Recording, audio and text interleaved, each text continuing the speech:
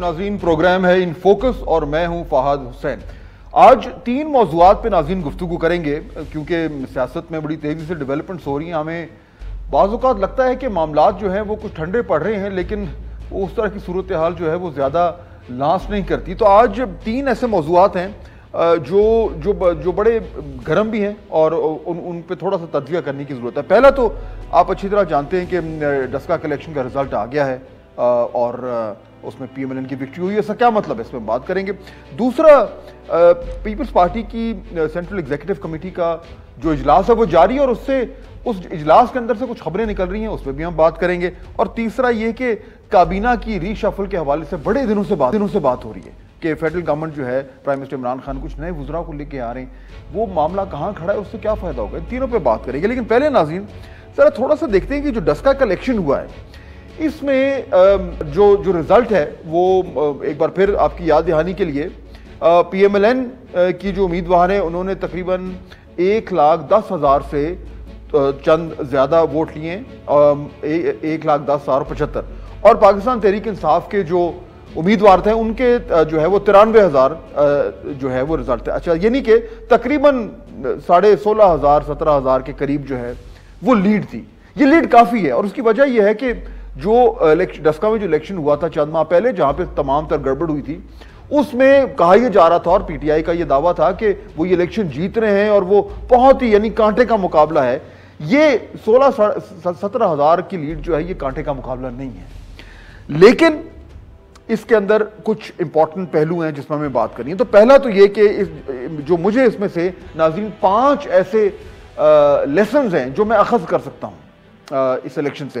पहला तो ये कि इस इलेक्शन ने ये एक बार फिर कंफर्म कर दिया है कि जो सेंट्रल पंजाब है वो अभी भी नून लीग का गढ़ है और वहां पे चाहे बाई इलेक्शन हो और चाहे नून लीग ऑपोजिशन में हो और चाहे बाई इलेक्शन में आमतौर पे जो गवर्नमेंट ऑफ द डे होती है उसको फायदा होता है, लेकिन उसके बावजूद PMLN जो है उसने ये बड़े अच्छे भले मार्जिन से जीता है। तो वो जो कहा जा रहा था कि PMLN जो है उसका वोट बैंक कमजोर अगर हो रहा है, तो ऐसी बात नहीं है। हालांकि डस्का की सीट जो है वो PMLN की सेफ सीट थी, लेकिन उसके बावजूद। तो पहली बात तो ये। दूसरा देखिए, 93,000 वोट लिए हैं PTI के उम्मीदवार ने। ये कोई मजाक नहीं है, ये बहुत बड़े वोट है। ठीक है, 16,000 की लीड है PMLN की, लेकिन पाकिस्तान तहरीक इंसाफ अगर PMLN के गढ़ में 93,000 वोट ले रहा है तो इसका मतलब यह है कि PTI जो है उसने अपनी पोजीशन बनाई हुई है और अगला इलेक्शन जो है वो इतना आसान नहीं होगा। जनरल इलेक्शन PMLN के लिए इतने आसान नहीं होंगे। तो हार तो गई है PTI, लेकिन मेरे ख्याल में ये बहुत अच्छी परफॉर्मेंस है PTI के हवाले से। इस तरह देखिए, इलेक्शन कमिश्नर पाकिस्तान को मेरा ख्याल है मुबारकबाद देनी चाहिए, उसके मुस्तहिक हैं। कल जिस तरह का इलेक्शन हुआ है, तमाम लोग ये कहते हैं कि वो उसमें कोई गड़बड़ नहीं हुई, वो फ्री एंड फेयर इलेक्शन है और उसमें तमाम लोगों ने जो है इस रिजल्ट को माना है। ये इसलिए अच्छा हुआ है क्योंकि पहले जब गड़बड़ हुई थी तो इलेक्शन कमिश्नर पाकिस्तान ने उस पर सख्त नोटिस लिया था और उस तरह की कार्रवाई की थी उन तमाम अफसरान के खिलाफ जिनके पर इल्जाम था कि उन्होंने गड़बड़ की है। अगर इलेक्शन कमीशन वो स्ट्रॉन्ग पोजीशन ना लेता तो ये इलेक्शन इतना अच्छा ना होता। यानी कि इससे नाज़रीन जो हम सबक अखज़ करते हैं वो ये कि अगर इलेक्शन कमीशन वाकई में इस तरीके से फाल रहे तो हमारी उम्मीद ये है कि आने वाला जनरल इलेक्शन जो है वो पहले की निस्बत बहुत बेहतर होगा। तो इलेक्शन कमीशन को मुबारकबाद। चौथी चीज़ नाज़रीन देखिए, एक मैं आपको एक थोड़ा सा वीडियो दिखाना चाहता हूँ। जो पाकिस्तान साफ के जो हारने वाले उम्मीदवार हैं अली असद मली, उन्होंने एक वीडियो मैसेज दिया, अच्छी बात है, उन्होंने मुबारक दी, लेकिन साथ उन्होंने कुछ और भी कहा। जरा देखिए क्या मैसेज था उनका। मैं सबसे पहले नौशीन को मुबारकबाद देना चाहता हूं, आपको बड़ी बड़ी मुबारक हो। और मैं एक खसूसी मुबारकबाद जो है वो इलेक्शन कमीशन ऑफ पाकिस्तान को देना चाहता हूं। आपको भी बड़ी बड़ी मुबारक हो। जितना जोर लगा के आपने ये इलेक्शन मैनेज किया, 19 को हमारा जीता हुआ इलेक्शन छीना और उसके बाद कोविड की पीक में आपने ये इलेक्शन करा के, मैं आपको दाद देता हूं। आपने जो काम किया, अल्लाह ताला आपको भी खुश रखे। मेरे ख्याल अली असद मली साहब को ये कहने की जरूरत नहीं थी। आपको डिफीट में एक ग्रेशियसनेस होनी चाहिए, एक डिग्निटी होनी चाहिए। जब तमाम पाकिस्तान कह रहे कि इलेक्शन ठीक हुआ है तो इस तरह की तंज करना और इस तरह का अपनी हार जो है उसको ना मानना, मेरे ख्याल में मली साहब ने अपने साथ ज्यादती की। उम्मीद है कि थोड़ा सा वो दिल बड़ा करेंगे। और इस तरीके से बिहेव नहीं करेंगे। और आखिरी पांचवा लेसन नाज़रीन ये है कि इसकी बुनियाद पे अब हमें तैयार हो जाना चाहिए कि हमारे सामने चैलेंज ये है कि जो 2023 का इलेक्शन है उसे हमने इसी तरीके से डस्का के इलेक्शन की तरह एक अच्छा इलेक्शन बनाना है, ताकि जिस तरह इस इलेक्शन के बाद तमाम लोगों ने इसका जो नताइज है उसको माना है, उसी तरीके से जो अगला जनरल इलेक्शन है उसमें भी इस तरह का एक रवैया हो और इस तरह का एक एतमाद हो कि तमाम लोग जो हैं वो उसको उसके रिजल्ट्स को माने, ताकि जो अगला हमारा टर्म है उसमें तब को कॉन्फिडेंस हो और स्टेबिलिटी हो। ये चंद एक चीजें जो आपके सामने रखना चाहता, सीईसी और काबीना के हवाले से भी हम बात करेंगे। 3 मेहमान मेरे साथ मौजूद हैं, बड़ी इंटरेस्टिंग डिस्कशन उनसे होगी, लेकिन पहले लेते हैं एक छोटी सी ब्रेक और वापस आकर फिर गुफ्तगू का सिलसिला जो है उसको शुरू करते हैं। Stay with us.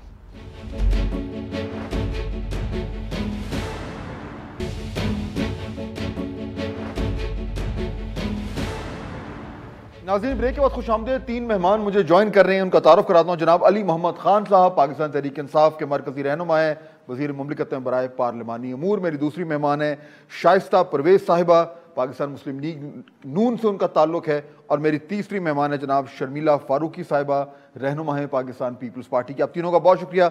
Ali Mohammad Khan साहब, बात अगर मैं आपसे शुरू करूं, मैं ये जो डस्का के इलेक्शन के हवाले से मैं ये कह रहा था कि चंद एक लेसन हैं, मेरे ख्याल में आप भी एग्री करेंगे कि इसके बावजूद कि आपकी जमात को शिकस्त हुई है, लेकिन इलेक्शन अच्छा था, साफ सुथरा था, उसमें कोई बड़ी गड़बड़ नहीं हुई, मैनिपुलेशन नहीं हुई। इलेक्शन कमीशन मुबारकबाद का मुस्तहिक है और हमारी उम्मीद होनी चाहिए कि आने वाले इलेक्शन भी ऐसे ही हो। तो इलेक्शन कमीशन को तो मेरे ख्याल में आप भी एक थपकी दे ही देंगे। अली मोहम्मद खान साहब। बिस्मिल्लाहिर्रहमानिर्रहीम, अल्लाहुम्मा सल्लि व सल्लिम मुबारक अला सय्यिदिना मोहम्मद। बहुत शुक्रिया फाद साहब।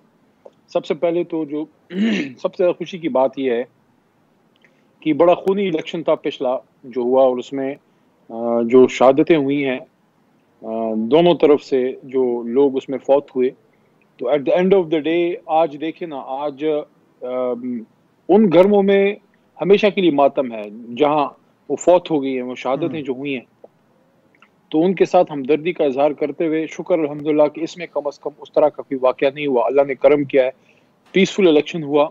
बाकी हार जीत होती रहती है। मैं समझता हूँ कि सबसे पहले तो मुबारकबाद है मुस्लिम लीग नून की जो खातून रहनुमा जीती हैं, लेकिन मैं समझता हूँ कि हमारे मलिक साहब ने भी अच्छा मुकाबला किया है। ये 1997 से मुस्लिम लीग की एक ट्रेडिशनल सीट रही है। बीच में 2002 में आई थिंक मलिक साहब जीते, लेकिन वो भी क्यू लीग के प्लेटफॉर्म से आई थिंक जीते थे। तो मुस्लिम लीग की बहरहाल एक सीट रही है। यहाँ पे जिस तरह आपने तज्जिया किया है, अच्छी एक परफॉर्मेंस तहरीक इंसाफ ने अपना वोट बैंक बहुत बढ़ाया है और कम व बेश जो है लाख के करीब हम भी पहुंचे हैं।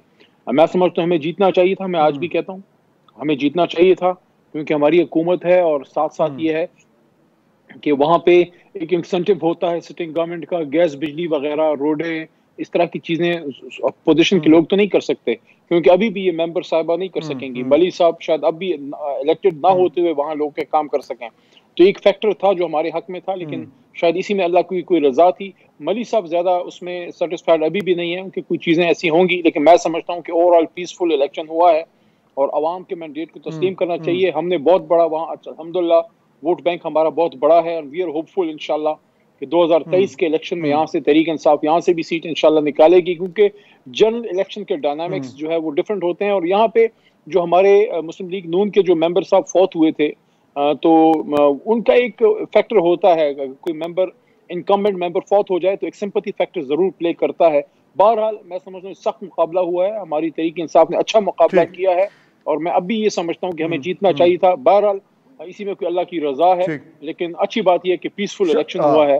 जी ठीक। शाइस्ता साहबा, जीत तो आप गए और इसमें कोई शक नहीं है कि 16,500 की जीत जो है वो कॉम्प्रिहेंसिव जीत है, यानी कि ये कोई क्लोज मुकाबला नहीं था, कांटे का मुकाबला नहीं था और उस तरह नहीं था जिस तरह के मलिक साहब कह रहे थे कि उनका जीता हुआ इलेक्शन जो है वो उनसे लिया गया। मेरे ख्याल में वो गलत कर रहे हैं, दुरुस्त नहीं कर रहे। लेकिन शाइस्ता साहबा, ये आपका गढ़ है, यानी ये सेफेस्ट ऑफ सीट्स थी PMLN की, 93,000 वोट PTI ले रही है।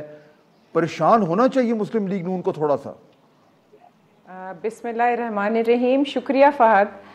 देखें, पहले तो मैं पूरी PMLN को और उनकी जो टीम है जिसने काम किया, डस्का में उनको मुबारकबाद देती हूँ। और लोगों का हौसला और जज्बा था कि देखें, बावजूद इसके कि हुकूमत किसकी थी और एक पीपी में एक सिटिंग मिनिस्टर पीटीआई के बैठे हैं जो पैकेजेस अनाउंस कर रहे थे, जो डेवलपमेंट फंड्स दे रहे थे, और मेरे भाई ने बिल्कुल सही बात की है कि जीतना चाहिए था क्योंकि ये अनाउंसमेंट्स जो हो रही थी।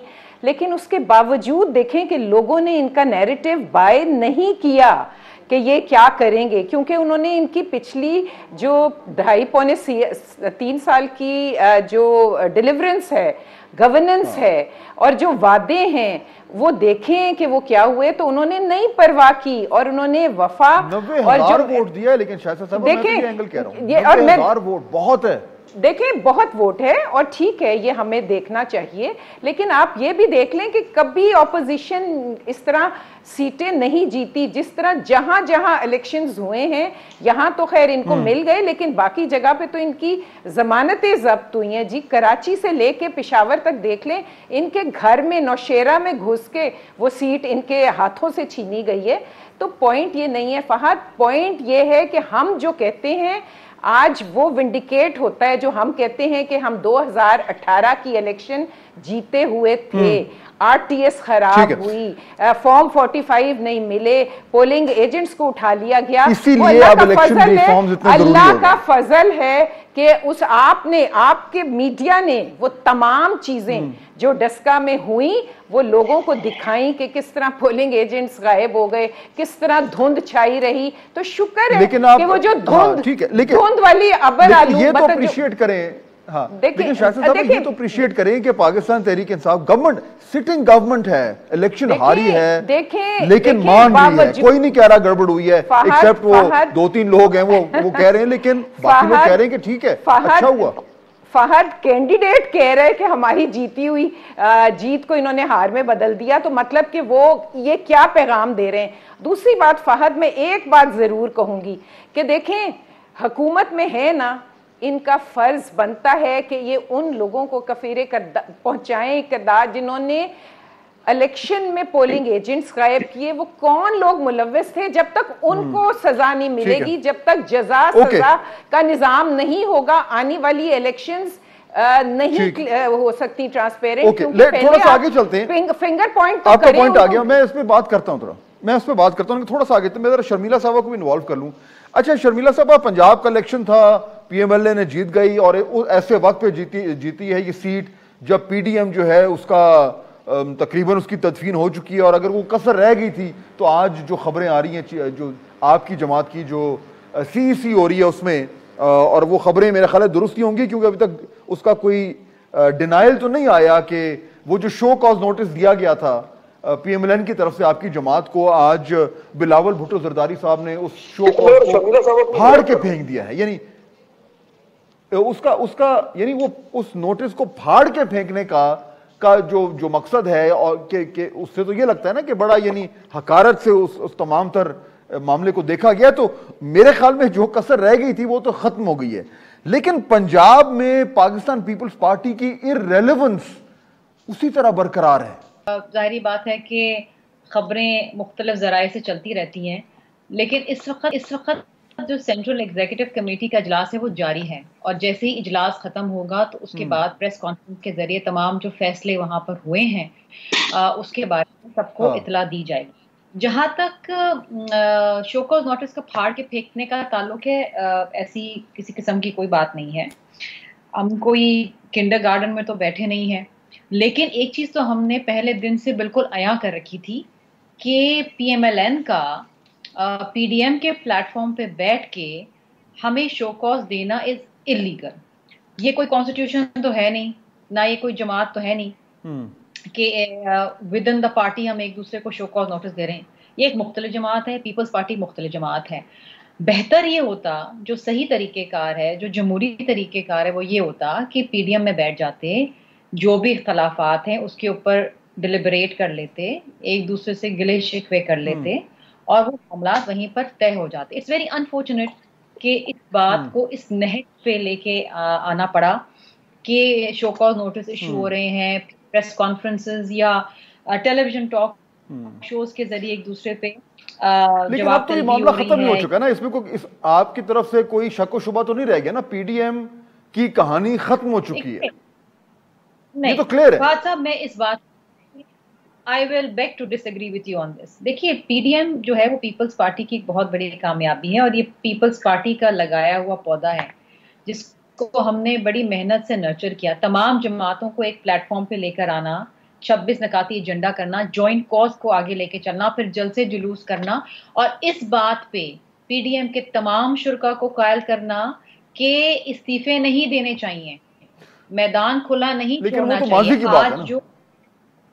आज जो शायद वो तो माजी की बात है, उसके बाद इवेंट्स हैव ओवरटेकन दैट। दे देते, अगर इस्तीफे दे देते तो आज यहाँ पर अली मोहम्मद साहब जो है ना वो मिठाइयां बांट रहे होते हैं। तो ये जो पीपल्स पार्टी का पहला फैसला था, उन्होंने कायल किया कि आप बाय इलेक्शंस भी लड़े, क्योंकि इससे पीटीआई की गवर्नमेंट पे प्रेशर हुआ। जिस तरह शाहिस्ता साहबा ने कहा कि कराची से लेकर पेशावर तमाम जो ज़िमनी इंतखाबात थे, लेकिन शर्मिला साहब, मैं आपको बताऊं अली मोहम्मद खान साहब और उनकी जमात अभी भी मिठाइयां बांट रहे हैं। यानी आपने इस्तीफा नहीं दिया, लेकिन जो कुछ इस वक्त आपकी और पीएमएलएन के दरमियान हो रहा है, अली मोहम्मद खान साहब बिल्कुल मिठाइयां बांट रहे हैं और दुरुस्त बांट रहे हैं, उनका बांटना बनता भी है। तो अगर आपने इस्तीफे नहीं भी दिए, आउटकम तो वही हुआ है कि पीडीएम फारिग है। अलाउ मी, देखें, मुझे खुशी उस बात की होती कि अली मोहम्मद खान साहब और उनकी जमात इस बात पे मिठाइयाँ बांटते कि मुल्क में महंगाई कम हो गई है, मुल्क में बेरोजगारी कम हो गई है, मुल्क की इंडस्ट्रीज जो है वो किक स्टार्ट हो गई हैं, मुल्क के अंदर जो है चीनी जो है वो 50 रुपए किलो मिल रही है, मुल्क के अंदर जो अहम अद्वियात हैं उनकी कीमतों में कमी आ गई है, पेट्रोल की कीमतों में कमी आ गई। इस पे मिठाइयाँ बांटें, हम इनके साथ मिठाइयाँ बांटेंगे। इस चीज़ पे खुश होना कि पीपल्स पार्टी और पीएमएलएन के अंदर इख्तलाफात आ गए हैं, इस पे खुशियाँ, this is very short lived और दिस इज वेरी अनफॉर्चुनेट। एक जमहूरी फंक्शनल डेमोक्रेसी के अंदर देखिए आज ये इन अवाम के पास जा, ये जो तमाम वादे इन्होंने किए थे, इनके पास कोई जवाब नहीं है। मुझे दुख होता है बिकॉज़ अच्छा, ये नहीं आप ये कह रही हैं कि पीडीएम, जब मैंने कहा कि पीडीएम फारिग है तो आप कह रही नहीं अभी नहीं है। शाइस्ता साहबा, मैं फिर अली साहब से भी सवाल, शाइस्ता साहबा, आप पीडीएम आपके हवाले से, आपके ख्याल में पीडीएम में कुछ रह गया है या खत्म है? फहद, देखें, रह गया है या ख़त्म का तो फैसला मेरा ख्याल है जब सारे कायदीन बैठेंगे एक दफ़ा।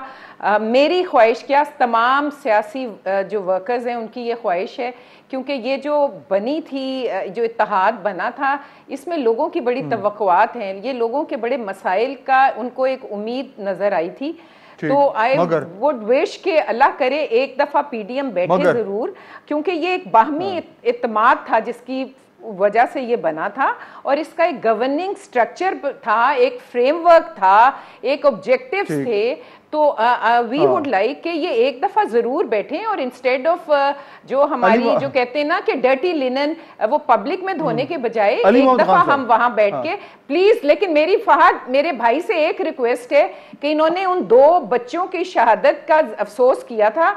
आई would now like to say and make my point कि इनको चाहिए उस क्रिमिनल नेग्लिजेंस में जो अफसरान मुलव्वस थे उनको जरूर कटहरे में लाएं और इन्वेस्टिगेट करें। लेकिन अली मोहम्मद खान साहब, ये पीडीएम के हवाले से फाइनली, उसके बाद फिर मैं दूसरे टॉपिक पे जाऊंगा। पीडीएम के हवाले से जो है वो शाइस्ता साहिबा या शर्मिला साहिबा, वो क्या बात है जो नहीं कह पा रही, जो शायद आप कह दें? बाज़ औक़ात जब बाप का कोई करीबी अजीज फौत हो जाए, जज्बाती सदमा ऐसा होता है कि आपका माइंड एक्सेप्ट नहीं करता, आपका दिल नहीं मानता कि नहीं वो फौत हो गया। PDM, I think it's chapter has passed और उनको वैसे एक फ़ायदा है कि उसका जो ग़ैबाना नमाज जनाजा है उसको पढ़ाने के लिए बाहर से किसी बंदे की ज़रूरत नहीं है। फजल रहमान साहब खुद मौजूद हैं, वो पढ़ा दें इसको। वैसे पढ़ा वो चुके थे काफ़ी, मैं समझता हूँ इस पर भी टाइम ज़ाया नहीं करना चाहिए पीडीएम मीडियम पे। I think the country should move forward, मुल्क आगे बढ़े, संजीदा सियासत हो। शाम को जब हम लोग बैठें, हम अपनी जमातों के पपेट्स ना बैठें, हमारा अपना भी कोई नुक्ता नज़र हो और इस मुल्क के लिए हम सोचें। ये पार्लियामेंट को हम जो है, पार्लियामेंट को हम नजरियात का और पार्लियामेंट को हम पॉलिसीज का कब्रिस्तान ना बनने दें, बल्कि अगर हुकूमत वहां पे आपको कोई इनिशिएटिव देती है, आपको कोई रिक्वेस्ट करती है, आपको कोई दावत देती है कि हाँ हम अपनी किसी मुश्किल को आसान करने के लिए तो नहीं आपको बुला रहे, आप तो हमारी अपनी सिटिंग हुकूमत में जो है एक इलेक्शन जीत गए हैं। हमारे वजीर आला ने तो किसी डिप्टी कमिश्नर को नहीं कहा कि मुझे सीट चाहिए, इलेक्शन हुआ है, आपने कहा घर में घुस के जीते हैं। तो वहां पे हमने जो खैबर पख्तूनख्वा में जो NA-45 का जीता है, मौलाना फजल रहमान साहब की आबाई उनकी पुरानी सीट थी। आपकी अपनी हुकूमत में मियाँ साहब के दौर में हम आपसे मुल्तान जीते, यही जो है तरीन साहब की सीट के हम नहीं जीते थे। तो देखें ये चीजें होती हैं, आप अपनी सीट्स मेंटेन भी करते हैं, हारते भी हैं, जीतते भी हैं, लेकिन माजी में ना रहें, मुस्तकबिल का सोचें। 2 साल बाद इलेक्शन है और आए आज हम वो काम करें जो इस पार्लियामेंट में होना चाहिए, जिसके लिए पार्लियामेंट बनी है, और वही है जो जनाब वजीर आज़म साहब ने आपको दावत दी। आए बिल्कुल ठीक है, लेकिन वो उस तरह का प्लस बिल्कुल ब्रेक का वक्त हो रहा है, रिफॉर्म्स प्लस ब्रेक का वक्त हो रहा है, policy making. Okay, electoral reform पे बात करते हैं, लेकिन नाज़रीन ब्रेक लेते हैं। लेकिन जब मैं ब्रेक को देखिए, ये बात दुरुस्त है कि हमें 2 साल रह गए और हमें हमारी तमाम जमातों को एक आउटकम ओरिएंटेड किस्म का अब काम करना है। लेकिन इशू ये है कि ये जो 2.5 साल खत्म हो रहे हैं, इसके बाद जो ये डस्का कलेक्शन हुआ है और अब एक नया काबीना का रीशफल भी आने वाला है, इस वक्त हम एक ऐसी नहज पे खड़े हैं कि जो तमाम की स्टेक होल्डर्स हैं पाकिस्तान की सियासत के, वो सब के सब एक अपना एक बहरानी कैफियत से गुजर रहे हैं। और पीडीएम का जो कोलैप्स हुआ है, ये एक एग्जाम्पल है जिसके नतीजे में अब आने वाले दिनों में तमाम जमातों ने अपना जो अंदरूनी बहरान है उस पर काबू पाना है। वो बहरान क्या है? ब्रेक के बाद जब वापस आते हैं तो मैं थोड़ा सा आपके सामने रखूंगा और फिर बात करते हैं कि अब इन इनफरादी बहरानात के नतीजे में आगे ऑप्शंस क्या है हमारे पास। ब्रेक के बाद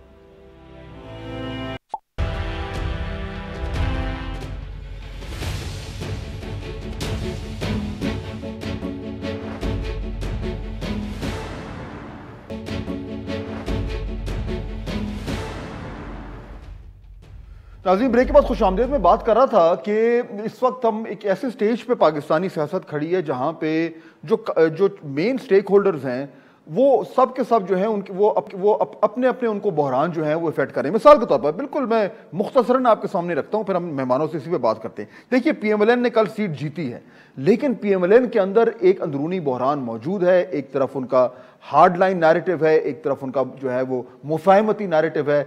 वो वापस एक बार फिर जो है वो ये जो कॉन्फ्लिक्ट है PMLN के अंदर वो हमें नजर आ रहा है, क्योंकि पीडीएम के कोलैप्स से जो जारहाना बयानिया था उसको कुछ हद तक ठेस पहुंची है। अब इस जमात ने ये समहाउ फिगर आउट करना है कि उन्होंने आगे कैसे चलना है, कौन से बयानिए को लेकर चलना है।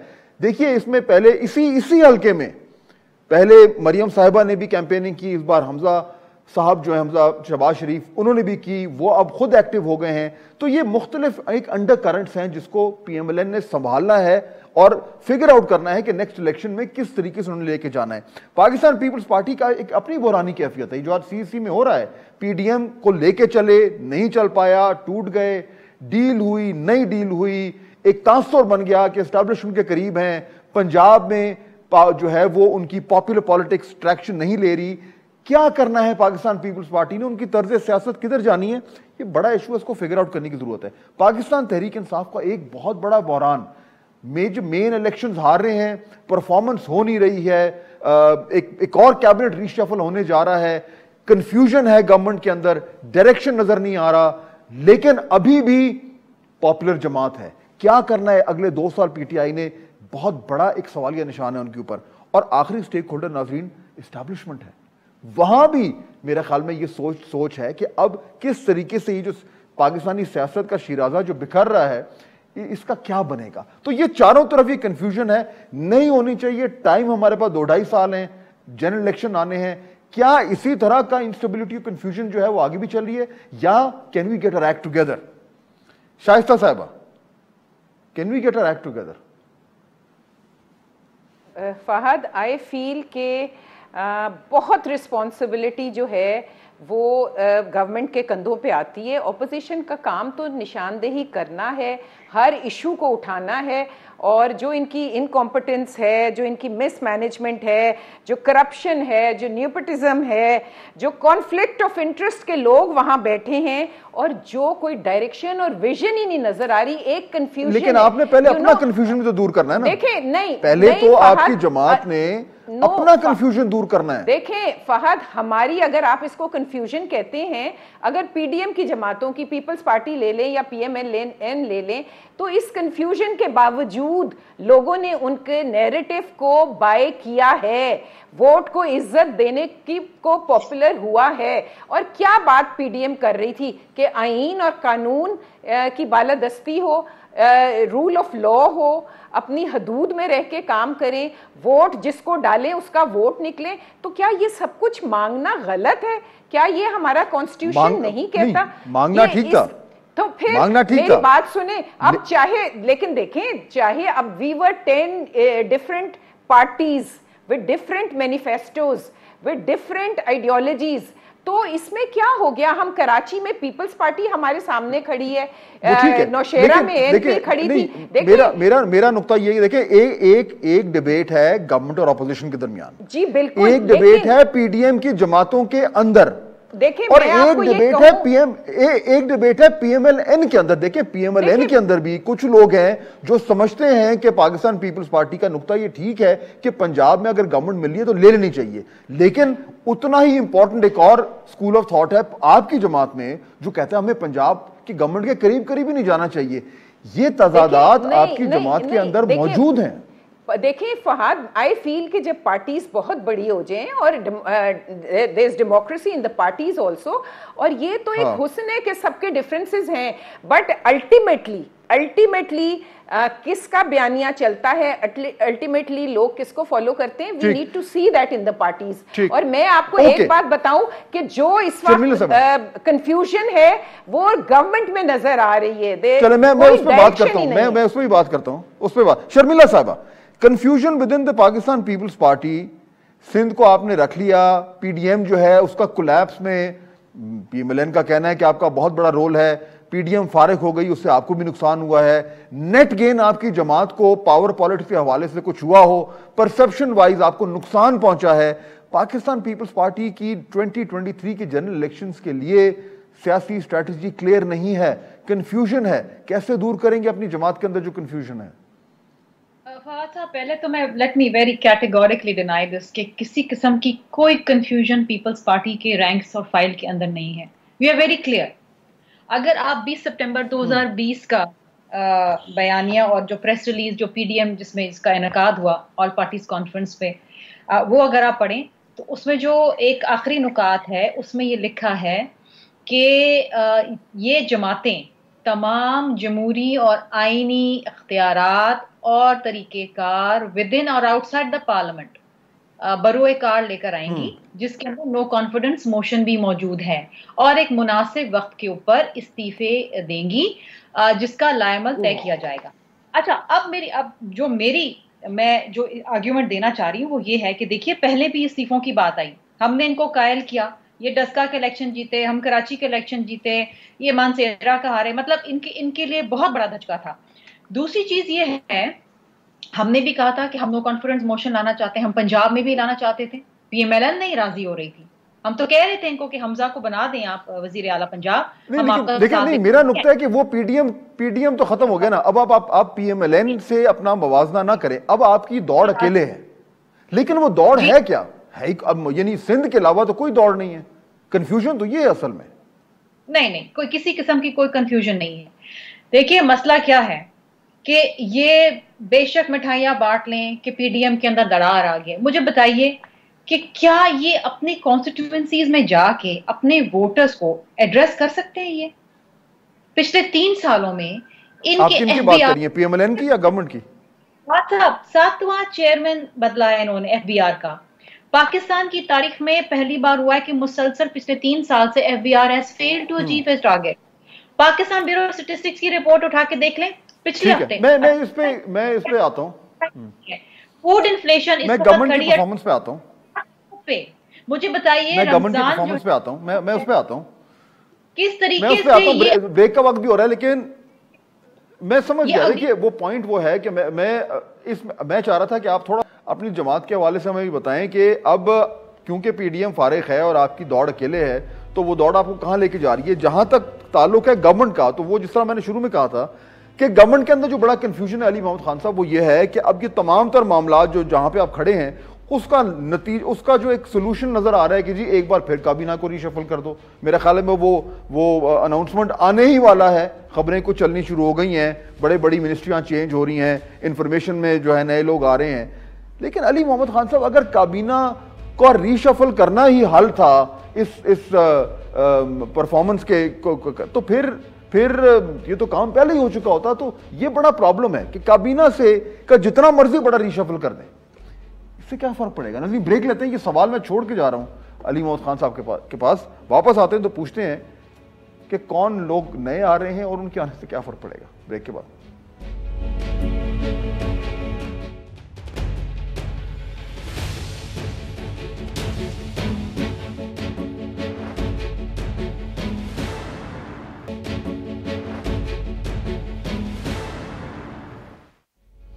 नाज़रीन ब्रेक के बाद खुश आमदीद। अली मोहम्मद खान साहब, ये काबीना का जो रीशफल होने जा रहा है, इसके पीछे यानी इससे जरा हमें समझाएं कि इससे क्या फर्क पड़ जाएगा, कौन सी वो यानी कि इतनी बड़ी चीज हो जाएगी या परफॉर्मेंस में इतनी ज्यादा एक बेहतरी आ जाएगी जो पिछले 2.5 साल से नहीं हुई। यानी हर मसले का हल ये है कि नए वजीर ले आओ। फाद साहब देखें, एक होती है रन ऑफ द मिल, मैं अपनी बात कर लूं। देखें, एक होती है run of the mill government कि आप आए, आपने 5 साल गुजारने, आप मुल्क ठीक करने नहीं आए, मुल्क तब्दील करने नहीं आए। आपका एजेंडा ये है कि मैं अपना हल्का जीतूं, अपनी हुकूमत को स्टेबल करूं, कर्जों पे कर्ज लेता जाऊं और मुल्क चले, और फिर अगला इलेक्शन पे आपकी फोकस होती है। वो फिर जिस तरह मियां नवाज शरीफ सब चलाते रहे 4 साल, वो उसी तरह होता है। अब एक हुकूमत है जिसका एजेंडा है रिफॉर्म का, उसको नसीब में एक ऐसा मुल्क मिला जिसको इसने ठीक करना है, और अवाम ने उसको मैंडेट ही दिया है कि जो काम 70 साल में बिलखुसूस सियासी हुकूमतें पिछले 40 साल में नहीं कर सकी, वो आपने करना है। उसके लिए फिर आपने हर रिस्क लेना है। हमने देखें फाद साहब, मुझे प्लीज 1-2 मिनट दें। हमें लोगों ने दोबारा इस बात पर री इलेक्ट नहीं करना कि हम यहाँ पे कितने रोड और वो सारा बना दे, वो हम कर रहे हैं। मैं अपने अभी इस वक्त हल्के में बैठा हूँ, मेरी छोटी बहन ने अभी बात की कि भाई हल्कों में नहीं है, मैं अपने हल्के से आपसे बात कर रहा हूँ, अपने अवाम के बीच में हम बैठे हुए हैं, कोई ऐसी बात नहीं है, उनको फेस करें। लेकिन वो कहते हैं रोड भी बनाओ, गैस भी लेके आओ, लेके आए हैं, रोड भी बना रहे हैं, स्कूल भी बना रहे हैं, लेकिन वो क्या कह रहे हैं, they are asking about those agendas of reform जो हमने करने हैं, हमें अगला वोट उस पर पड़ना है। उसके लिए इमरान खान साहब हर तरह का रिस्क लेंगे, क्योंकि वो कोई run of the mill government नहीं करना है, इट्स अ रिफॉर्म गवर्नमेंट, तो he is taking all sort of risk. नया फेस अगर आता है, वो अच्छा परफॉर्म करता है, इस रीशफल का मकसद वो है कि वो काम कर सकें। हमारा देखिए रीशफल का मकसद ये है कि नए लोग आएंगे। देखिए मैं आपको बताता हूँ, अक्सर खान साहब एक बात भी करते हैं कि जो फेलियर होता है उसको कोई ऑर्फन, और वो एक ऐसा ऑर्फन होता है जिसका कोई माँ बाप नहीं होता। तो इमरान खान साहब की क्रेडिबिलिटी एट स्टेक है। वो उन्होंने 23 साल जद्दोजहद की है इस मुल्क को ठीक करने के लिए। देखें, सिंपल सी बात है, मेरी दोनों बहनें बैठी हैं, एक बड़ी एक छोटी बहन है, दोनों सूबों में हुकूमतें रही हैं। शर्मिला बीबी की देखें 5 साल मरकजी हुकूमत इंक्लूडिंग सूबाई सिंध, फिर पिछले 5 साल, अभी 2.5 साल देखें। अच्छा, मेरे वक्त खत्म हो रहा है अली साहब, तो मैं क्विकली जरा उनसे एक सवाल कर लूं दोनों से। अवाम सिर्फ तहरीक इंसाफ की तरफ देख रही है, और हमारा मुकाबला इनसे इतना नहीं है जितना हमारा मुकाबला उन मसाइल से है जो ये लोग विरसे में हमारे लिए छोड़ गए। शर्मिला साहबा, कैबिनेट रीशफल से कितना फर्क पड़ जाएगा? फवाद साहब, कैबिनेट रीशफल से क्या फर्क पड़ेगा? अब इतलात ये हैं कि जी फवाद चौधरी को जो है वो एडिशनल चार्ज दे रहे हैं वजीर इत्तलात का। मतलब वजीर इत्तलात क्या करेगा? अगर कैबिनेट कोई परफॉर्मेंस देगी तो वो आगे वो उसको फैलाएगा ना। अब मैंने आपको ये बताया कि पाकिस्तान ब्यूरो ऑफ स्टैटिस्टिक्स की रिपोर्ट उठा के देख लें, हमने नहीं शाया की, PMLN ने नहीं की, इनकी अपनी शाया करदा है। 18.7% जो है वो फूड इन्फ्लेशन है। 2 दिन बाद रमजान आने वाला है। How do they justify this? आपकी जो डेट सर्विसिंग है, इसीलिए तो नया फाइनेंस मिनिस्टर लाए, इसीलिए नया फाइनेंस मिनिस्टर लेके आए। नया वजीर इत्तलात आके इन फिगर्स को कैसे जुटलाएगा? आप कब तक कौम को बेवकूफ बनाते रहेंगे? जो ऑन ग्राउंड जो रियलिटी है, क्या कोई इमरान खान साहब को बता नहीं रहा, या कोई पूरी जमात में कोई नहीं है जो कोई वजारत चला के दिखा दें। शाइस्ता साहब, शाइस्ता साहब, नया फाइनेंस मिनिस्टर आ गया है, एनर्जी मिनिस्टर नए आ रहे हैं, इंफॉर्मेशन मिनिस्टर नए आ रहे हैं और दीगर आ रहे हैं, इसमें क्या बुराई है? मुमकिन है परफॉर्मेंस जो है उसको पर लग जाए। देखिए मेरी बात सुने, मैं तो कह रही हूँ मिनिस्टर्स की बात छोड़े, मैंने वो लिस्ट देखी है कि 4 हेल्थ सेक्रेटरीज, 5 FBR के, BOI के 5, सेक्रेटरी कॉमर्स 4 और जी फेडरल फाइनेंस 3, SECP के 3। तो अभी तो वो बंदा आके सीट पे बैठता है, कुछ समझता है, मसले मसाइल देखता है, तो उसको आप उठा देते हैं। देखें ये तरीकाकार नहीं है, इनसे पूछे वो टीम कहाँ है 200 लोगों की जो इन्होंने लानी थी और हालात को बदलना था। ये भी करके देख लें, मुमकिन है कुछ उसमें से निकल आए, लेकिन जाहिर बात है नाज़रीन वक्त में खत्म हो गया, लेकिन इशू के काबीना रीशफल से अगर मामलात हल होने होते तो पहले हो चुके होते। बहरहाल मामलात को देखते हैं। आज का प्रोग्राम का वक्त खत्म होता है। मैं तीनों मेहमानों को शुक्रिया अदा करना चाहूंगा। आपसे मुलाकात होगी अगले हफ्ते। अल्लाह हाफ़िज़।